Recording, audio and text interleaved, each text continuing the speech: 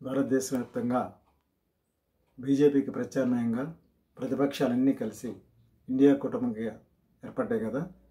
ఆ కూటమికి, ప్రతిపక్షాల ఉమ్మడి కూటమికి కాంగ్రెస్ పార్టీ అధ్యక్షుడు మల్లికార్జున ఖర్గే కన్వీనర్గా ఎన్నికయ్యారు. ఆయన వివిధ రాష్ట్రాల్లో ప్రాంతీయ పార్టీలు, ఇతర పార్టీలు కలుపుకొని బీజేపీకి వ్యతిరేకంగా ఏ విధంగా పోటీ చేయాలి, సీట్ల సర్దుబాటు, ఇలాంటి విషయాలన్నీ కూడా కూలంకషంగా చర్చించి ఓ నిర్ణయం తీసుకుంటారు. అన్ని పార్టీలు కలిపి బీజేపీని ఓడించడమే తమ ప్రధాన లక్ష్యమని మల్లికార్జున ఖర్గే పేర్కొన్నారు.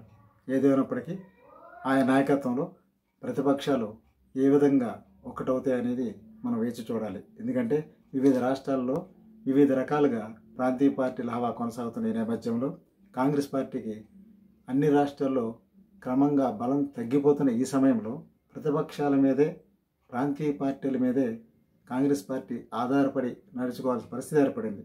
అందుకని ఈ పొత్తులు, ఈ గమ్మత్తులు ఇవి ఏ విధంగా ఉంటాయనేది వచ్చే ఎన్నికల దాకా మనం వేచి చూడాలి. చూద్దాం ఏ విధంగా ప్రతిపక్షాలు ఏకమవుతాయో. ఎన్నికల దాకా ఆగాలి కదా. ఈ వీడియో నచ్చినట్లయితే లైక్ చేయండి, షేర్ చేయండి, సబ్స్క్రైబ్ చేయండి.